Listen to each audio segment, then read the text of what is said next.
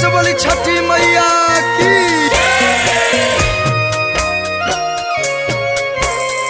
Recording by Saraswati studio Muzaffarpur.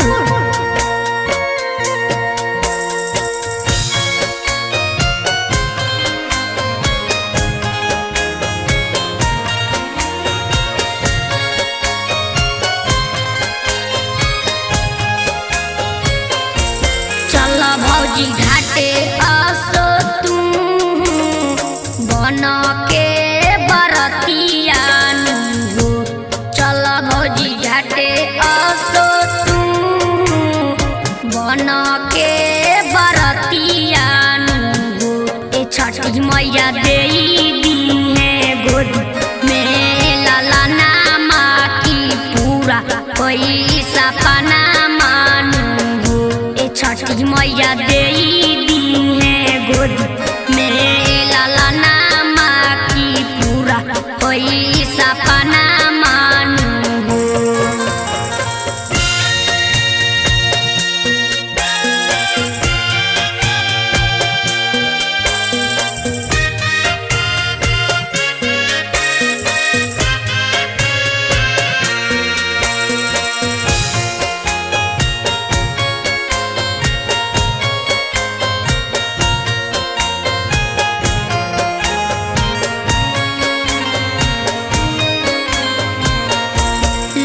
मारे तन मात इहे बात जग के विधाना मानू हो।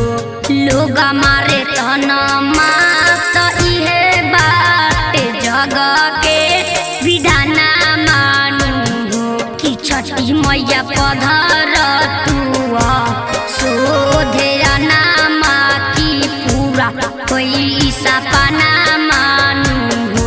छठी मैया देई दी है गोद में लाला नामा की पूरा कोई सपना मानू हो।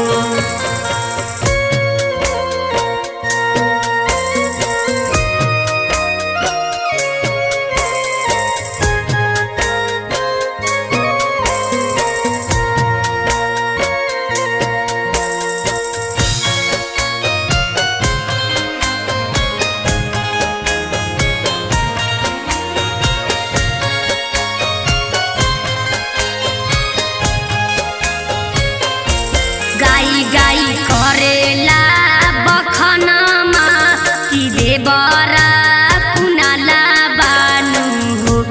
गाई करेला बखनमा कि देवरा कुनाला बानू हो।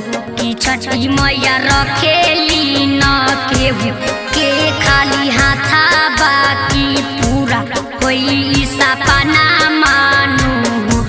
छठी मैया देई दी है गोद में लाला नामा की पूरा कोई सपना मानू हो। चल भौजी घाटे असो तू बन के बरतिया नु।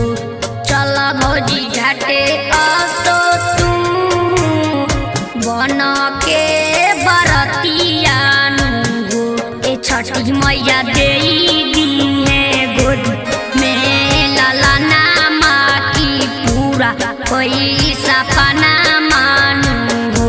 ए छठी मैया देई दी है गोद में लाला नामा की पूरा कोई सपना